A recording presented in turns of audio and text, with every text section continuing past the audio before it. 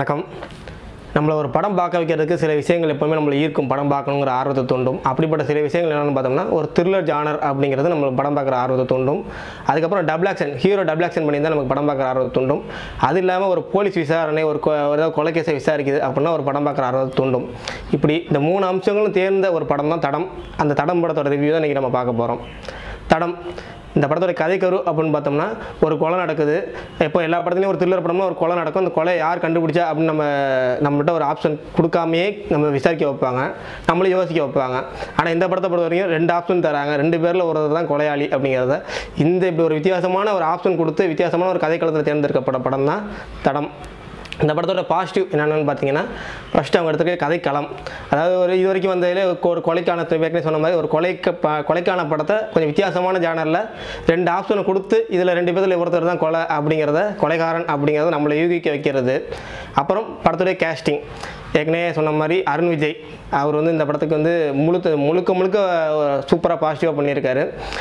எப்படி சொல்கிறேன்னா, ஒரு டபுள் ஆக்ஷன் சப்ஜெக்ட் அப்படிங்கிற பெரிய ஹீரோக்களே சில பேர் சொதப்புறாங்க. அந்த பின்னாடி ஃபுல்லாக கலர்ஃபுல்லாக வச்சுருவாங்க, இல்லைனா இருட்டடிப்பு வச்சுருவாங்க. டபுள் ஆக்ஷன் கொஞ்சம் சைடு வாங்கல் தெரியும். ஆனால் இவர் சூப்பராக பண்ணியிருக்காரு. பல சீன்ஸில் செகண்ட் ஹாஃப் அவங்க 2 பேரும் ஒன்றாவே இருக்கிறாங்க. அப்படிப்பட்ட சீன்ஸில் சூப்பராக பண்ணியிருக்கிறாங்க. விஎஃப்எக்ஸும் சூப்பராக இருக்குது இந்த படத்தில். அருண் விஜய் பக்காவாக பண்ணியிருக்காரு. அதுக்கப்புறம் பார்த்தீங்கன்னா, அருண் விஜய்க்கு அப்புறம் கேஸ்டிங்கில் பார்த்தீங்கன்னா வித்யா பிரதீப் அவங்க மட்டும், ஏன்னா ஹீரோயின் 3 ஹீரோயினில் 2 ஹீரோயினுக்கு வேலையே இல்லை, ரொம்ப கம்மியான சீன்ஸு.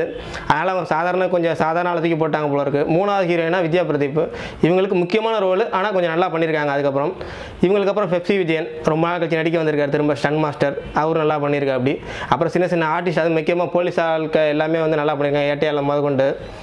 அப்புறமேட்டு படத்துடைய பாசிட்டிவ் என்னென்னு பார்த்தீங்கன்னா, படத்துடைய பிஜிஎம் அண்ட் ஸ்க்ரீன் பிளே.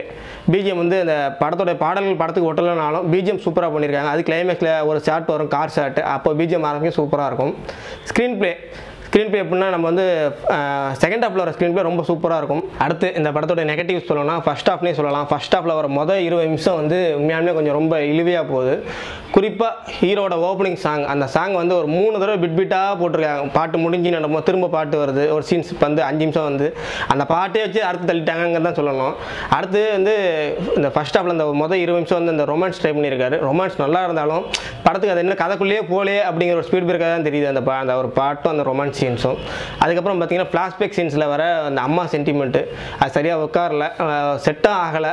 அதுக்கப்புறம் பார்த்தீங்கன்னா, படத்துடைய சாங்ஸ், எந்த ஒரு படத்துக்குமே சாங்ஸ் ரொம்ப ரொம்ப முக்கியம். இந்த படத்தில் பிஜிஎம்ல ஒர்க் பண்ண அளவுக்கு சாங்கில் அந்த அளவுக்கு ஒர்க் பண்ணல. தடையர் தாக்கில் கூட ஒரு பாட்டு தான் நல்லாயிருக்கும், இதில் அந்த ஒரு பாட்டு கூட சரியில்லை அப்படிங்கிறது தான் ரொம்ப ரொம்ப முக்கியமான விஷயம். அடுத்து இந்த படத்துக்கு ரேட்டிங் தாராளமாக 5க்கு 3 தரலாம். இந்த படத்தை பார்க்கலாம் வேணாம் நீங்கள் எங்கள்கிட்ட கேட்டிங்கன்னா நாங்கள் சொல்ல போகிற ஒரே விஷயம் தான், மகிழ் திருமேனி ரசிகர்கள் கண்டிப்பாக படத்தை விரும்பி பார்க்கலாம். அப்புறம் த்ரில்லர் ஜானர் ரசிகர்கள் விரும்பி பார்க்கலாம். குறிப்பாக மொதல் 20 நிமிஷத்தை பொறுத்துக்கிட்டால் படம் அதுக்கப்புறம் சூப்பராக போகும். இன்ட்ரோல் பேக் செம்மையாக நிற்கும். அதுக்கப்புறம் செகண்ட் ஹாஃப் சூப்பராக போகும். தாராளமாக ஒரு தடவை விரும்பி ரசித்து பார்க்கலாம். இது எங்களுடைய ரிவ்யூ. இந்த ரிவ்யூ உங்களுக்கு பிடிச்சிருந்துச்சுன்னா லைக் பண்ணுங்கள், ரொம்ப பிடிச்சிருந்துச்சுன்னா ஷேர் பண்ணுங்கள். எங்கள் சேனலில் வீடியோ கிடச்சிக்கிட்டே இருக்க சேனலை சப்ஸ்கிரைப் பண்ணுங்கள். மெயினாக நோட்டிஃபிகேஷன் மட்டும் ஆன் பண்ணி வச்சுங்க. மீண்டும் அடுத்த வீடியோவில் அல்லது விமர்சனத்தில் சந்திப்போம். நன்றி, வணக்கம்.